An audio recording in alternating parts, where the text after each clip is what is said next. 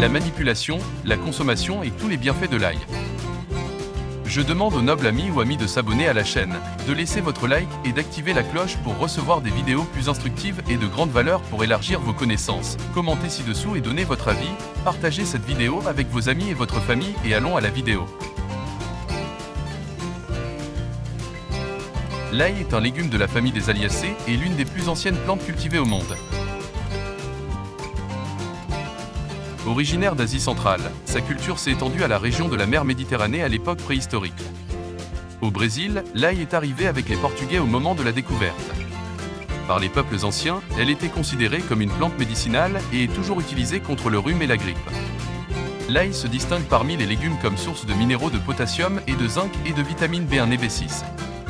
L'ail est un bulbe formé d'un ensemble de bulbilles. Populairement, le bulbe est appelé la tête et les bulbilles, les dents. L'écorce peut être blanche ou violette, mais les dents sont toujours d'une couleur crème très claire, virant au jaune avec l'âge. Choisissez des bulbes fermes et bien affinés, c'est-à-dire dont l'écorce, la tige, la base et les racines sont bien sèches. L'écorce de l'ail bien séchée se détache facilement. Évitez les bulbes présentant des défauts qui compromettent la qualité, tels que l'ail plat, flétri, germé, humide et présentant des signes de moisissure et d'attaque de parasites. Certains défauts, comme un bulbe ouvert, des dommages mécaniques légers et cicatrisés, et une base fissurée, endommagent l'aspect sans rendre l'ail inutilisable pour la consommation. L'ail, en touffe ou avec des bulbes en vrac, reste apte à la consommation pendant une longue période dans des conditions ambiantes, tant que le lieu est aéré, sec et sombre. Il n'est pas recommandé de conserver l'ail non pelé au réfrigérateur. Une fois épluché, il doit être conservé au réfrigérateur dans un récipient en verre ou en plastique avec un couvercle. Dans ces conditions, il dure environ 5 jours. Vous pouvez également l'écraser avec du sel, faire de la pâte d'ail, ou la déshydrater après l'avoir coupée en fines tranches. L'ail et la pâte de sel peuvent être conservés dans des conditions ambiantes pendant plusieurs semaines, mais lors de l'ajout d'oignons, conservez-le au réfrigérateur.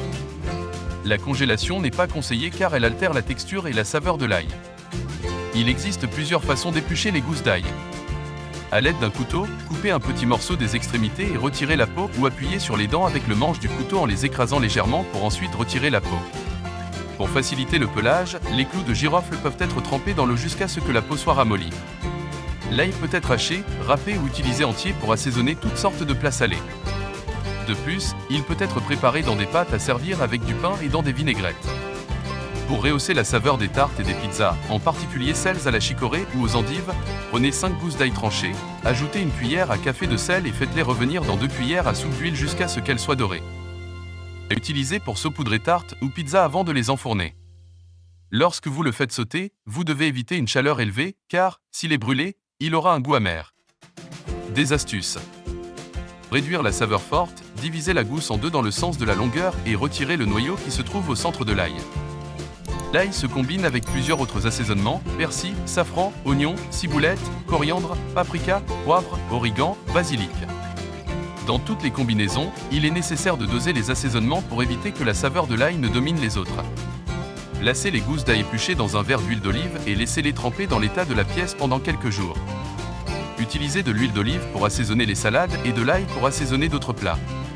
Pâte d'ail au sel. Ingrédients, 700 g d'ail épluché, 800 g de sel, 250 ml d'huile de soja. Mode de préparation 1.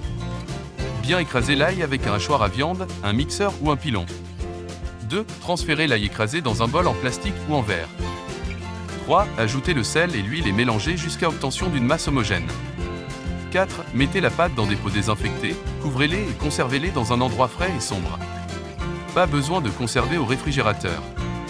Temps de préparation, 40 minutes. Rendement, 1 kg. Suggestion à la place de l'huile de soja, vous pouvez utiliser de l'huile d'olive.